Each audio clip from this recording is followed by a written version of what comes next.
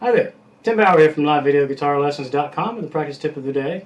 This one is for the intermediate player, and today I want to go over some different ways to color our G chord with combinations of coloration notes. It sounds a little something like this.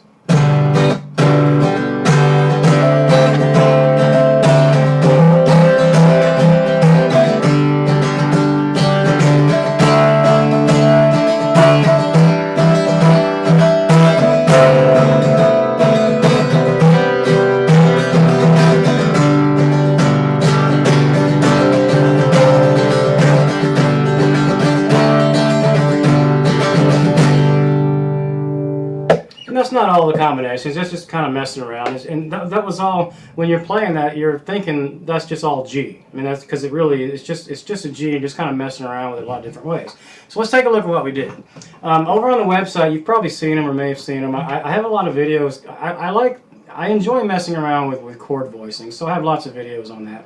Some of them I know there's one over there where I talked about, you know, simple chord voicings for all the major chords, well, all the non-sharp, non-flat chords.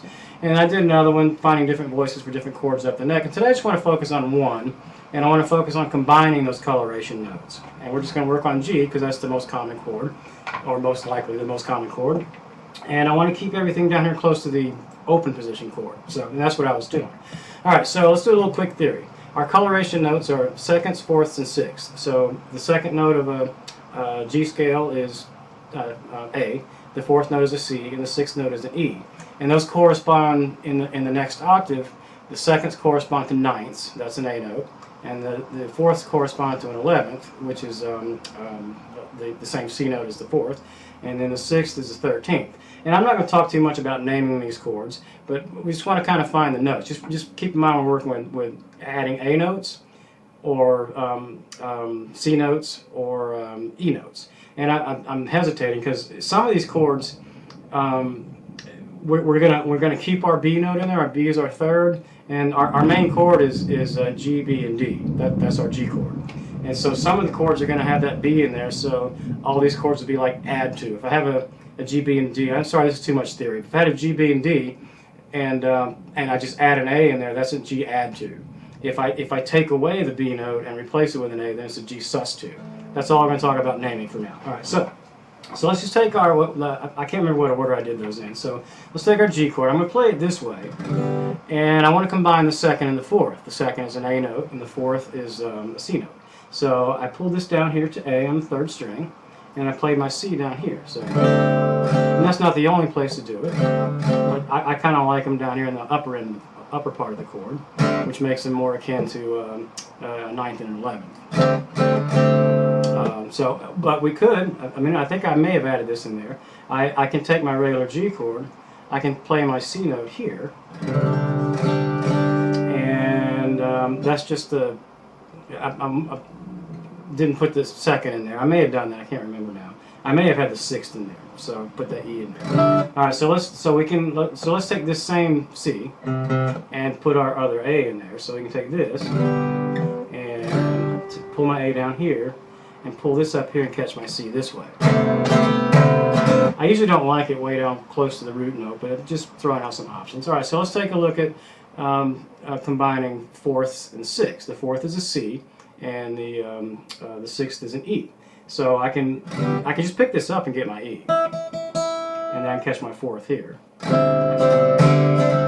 Or, which is what I think I played, I play the same C over here, catch my sixth over here. So that's this is a lot more common than the other one.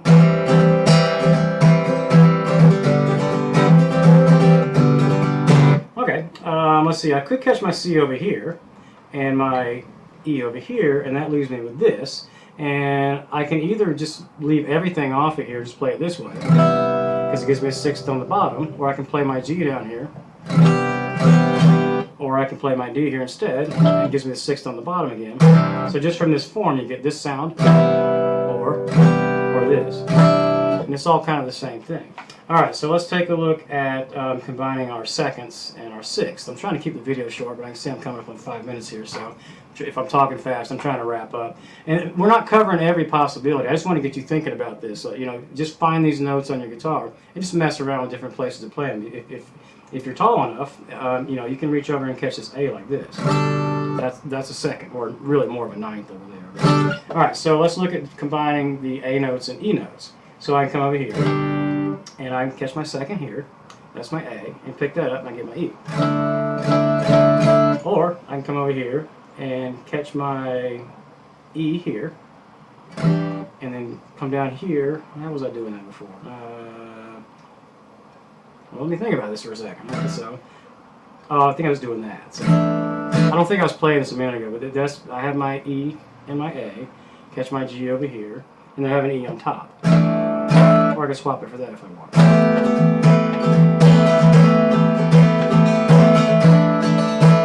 This is not one I do a lot, obviously, because I couldn't think of where it was. So, but anyway, it's really easy to find those notes, and we've probably done, I hadn't counted them all up, but I just used the ones that I use, and I found the ones I like. We've probably done probably half of the possible combinations down there, maybe 3/4, probably not that many, somewhere between half and 3/4. But anyway, I just want to get you thinking about that. It's fun to kind of mess around with the chord voicings, and you learn a little bit about theory. If you're not already kind of heading that direction, you should. It helps you, this little exercise, mostly it helps you find new sounds. But it helps you identify where the notes are on your guitar, because you have to find those 3 notes. It helps remind you of the theory of what you can do with a chord. You know, the main chord is 1, 3, and 5 of the root note, of the major scale of the root note. So to recap, for G, the first note, third note, fifth note, our G chord is G, B, D. The second note of that scale is A, and that's either the second or the ninth. The fourth note of that scale is C, so that's either the 4th or the 11th. Depending on, if you're confused about that, we'll cover that in a different video. Just basically, if it's an 11th, it means you want to put the C note in the next octave higher. You know, but it's still the same C note, or it's a C note just in a different octave. It's just how you really, it's semantics, it's how you look at it. And so back to the scale, the 6th note of that scale is an E. So so anywhere you put an E in there, you're adding that 6th. So, and that equates to the 13th, depending on, again, the semantics, how high it is, and where it is in relation to the root. So anyway, hopefully that helped. Thanks for tuning in for this practice tip. Tune in again tomorrow for another one, and I will see you next time. Thanks.